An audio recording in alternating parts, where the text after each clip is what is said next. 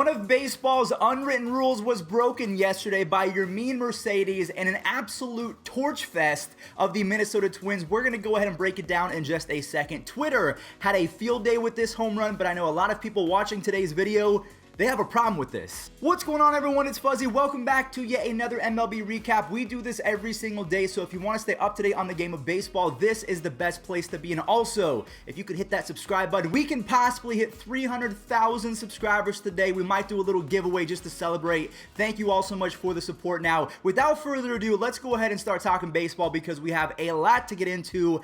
Huascar Ynoa, the breakout star pitcher for the Atlanta Braves. Just a few weeks ago, he hit a grand slam and also turned in a fantastic 6 or 7 inning start. So he was an up-and-coming superstar for the city of Atlanta. He broke his hand by punching a wall. So that is the second pitcher that I can remember in the last few weeks that has broken their own hand. First, it was Jesus Luzardo. He broke his hand playing video games, and now Ynoa, he breaks his hand and he really puts back the Braves because Mike Soroka, if you don't remember, he came back and then he actually suffered a setback in his Achilles, so he's going to be out for quite some time as well.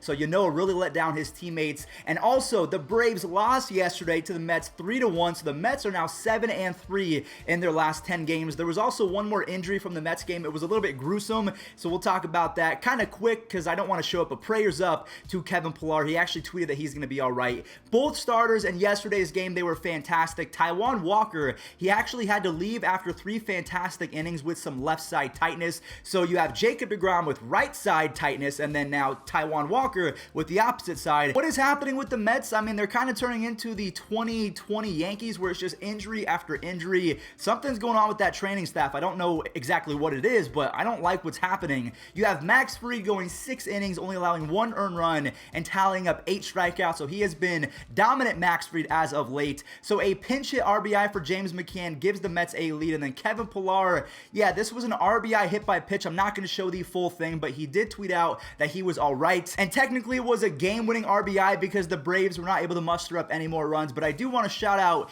Jonas Shui Vargas. He gets his first career base hit and his first career RBI on the same swing. And then Edwin Diaz came in and was pumping 101, I mean almost up to 102 cheddar. He has been looking fantastic as of late. One more note I do want to make about that game. Austin Reilly, he's up to 4 home runs and an 819 OPS so far. That is really good for him. And at 24 years old, with all of the injuries to the Braves, he's going to have to pick up the pace offensively if the Braves are going to be a 500 team in the next 2 weeks. Garrett Cole made Major League Baseball history yesterday. He struck out 61 consecutive hitters without allowing a single walk, but the Rangers torched him. It was by far his worst start in almost a year. So Adolis Garcia continues his insane 2021 season. Isaiah Kiner-Falefa, he drives in an RBI, and according to Baseball Reference, he is like top 5 in WAR in the American League, so he is definitely underrated. And then Willie Calhoun with his 5th home run of the season. They give some run support to Jordan Lyles, who goes 6 innings, only allows 1 earned run, and has 6 strikeouts. The Rangers win 5-2 over the Yankees. Hats off to them. That was a fantastic performance. All right, here we go. The White Sox versus the Twins. Before we talk about Shohei Ohtani not being from planet Earth, your mean Mercedes has been crazy as well. Just like Adolis Garcia, they are both having fantastic rookie seasons. Your mean drives in 2, and then Nick Madrigal hits his first home run of the season, and Danny Mendick, he adds a grand slam as Dallas Keuchel. He's all right. He goes 7 innings, only allows 3 earned runs, but the offense, I mean, it was 15-4 in the 9th inning with 2 outs, and on a 3-0 count against a positional player, your mean Mercedes says, I do not care. And to be honest with you guys, I think it's more disrespectful to the game to bring in a positional player and pretty much say, hey, we're giving up. And to be honest, if I'm your mean Mercedes, I'm a rookie. I have to make sure that I keep raking. I am definitely going to hit a home run on an easy pitch, especially when it can add a few votes to my Rookie of the Year campaign. So if I was him, I would be doing the same thing. 7 different Chicago hitters had multi-hit games yesterday, and that was all without Eloy Jimenez and Luis Robert. So the White Sox, their offense is clicking without 2 of their superstars in that lineup. All right, let's talk about the Angels versus Cleveland. Cleveland is now on a 4-game losing streak, even though Cesar Hernandez hit a home run on the very first pitch. I don't know why, but that's always so fun to me. The very first pitch leaves the yard. It kind of shocks the fans in attendance. Juan Lagares comes in with the 2 RBI double. He replaced Mike Trout. We'll talk about him in just a moment. And Shohei Ohtani hit a baseball that was at his eyelashes. They talked about this home run all night. The fact that it was one of the highest pitches that was ever hit for a home run. So, I mean, again, Shohei Ohtani is just doing otherworldly things. And J.J. Watt, the star player for the Cardinals now, he put out a tweet pretty much saying, yeah, he's talked about a lot, but Shohei Ohtani needs to be talked about even more. Cleveland fights back a little bit, but then Jared Walsh says enough of that as he drives in his 30th RBI, which is not even first on the team. Shohei Ohtani has 13 home runs, 32 RBIs, a 930 plus OPS. He's also the ace of that staff with a 2.1 ERA and 40 strikeouts in 25 innings. I just want to have a sit-down interview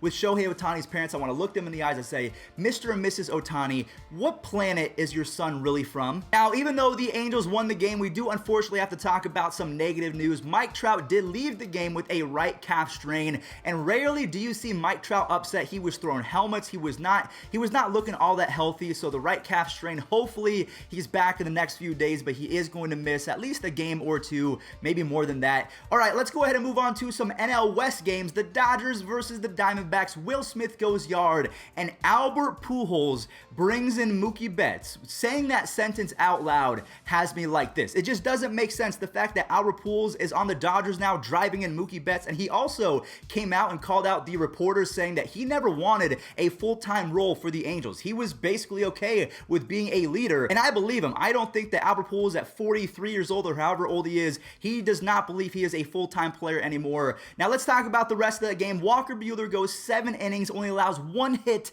of scoreless baseball. Mookie Betts makes a fantastic catch in the 7th inning. Justin Turner, he kind of saves the game with a fantastic web gem, and then Gavin Lux drives in the 3rd run for the Dodgers as Kenley Jansen saves his 8th game, but he has a 4.26 FIP, so while he has been good, the walks have been insane. He is definitely going to have to cut those down. The Padres, they beat the Rockies 7-0 yesterday. Every single top team in the NL West won a game yesterday, so we'll talk about the Giants right after this. Manny Machado, he was not happy with all of the reports saying that he was a dirty player as he takes it out on this baseball, a 2-run home run. Victor Caratini drives in 2 for his pitcher as Yu Darvish K's the side in the 5th inning. Ha-Seong Kim drives in an RBI. Yu Darvish scores on an error, and then Yu Darvish goes back to the bump in the 7th, and he finishes the game with 4 hits, does not allow a single walk, and racks up 10 strikeouts. Right now, he's probably been the 2nd best pitcher in, or maybe the 3rd best pitcher in the National League, right behind DeGrom and Corbin Burns. And then last but not least for the NL West, the Giants beat the Reds yesterday. The Giants get their first run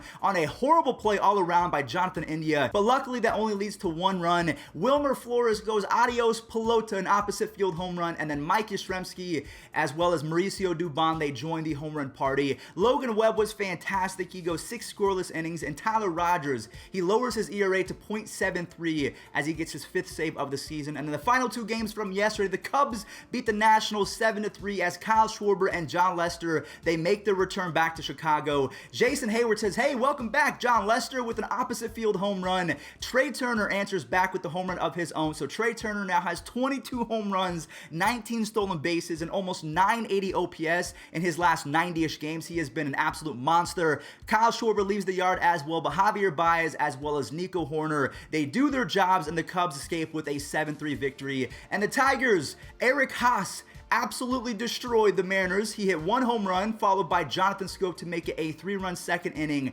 Casey Mize was insane. 7 2/3. You have 3 hits, 7 Ks, only allowing 1 earned run, so that was by far his best start of the year. So you have the #1 overall pick back from 2016 or 17 facing Jared Kelenic, who was the 6th overall pick. That was a fun matchup, and then like I mentioned, Eric Haas destroyed the Mariners with his 2nd home run of the game, and Michael Fulmer picks up his 3rd save of the season. He's been a little bit better than Giovanni Soto, so maybe they're going to alternate back and forth because Soto got the hold, Michael Fulmer got the W. But that does it for today's MLB recap. If you did enjoy, do not forget to hit that subscribe button. We're so close to 300,000 subs. Use code Fuzzy on SeatGeek to save $20 off your entire purchase, whether it's minor league games, MLB games, concerts, anything like that. And also, follow me on my Twitch at Fuzzy from YT. Stay safe and enjoy this day in MLB history. Peace out. And a 2-2 to Perez. Yeah! Swing and a miss, and Randy Johnson, at 40 years young, has thrown a perfect game, the 7th in National League history. Oh, look at his teammates out there, Marvin and Tom.